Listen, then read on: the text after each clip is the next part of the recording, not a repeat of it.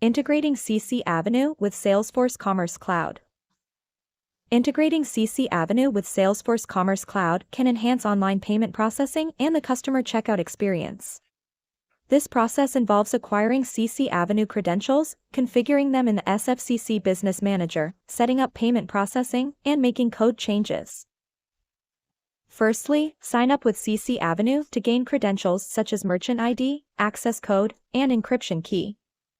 Then, log into the SFCC Business Manager, navigate to the necessary settings, and add a new payment method for CC Avenue with the required information. Configuration of the payment processing pipeline is the next step. This should include CC Avenue and link it to the appropriate payment processor.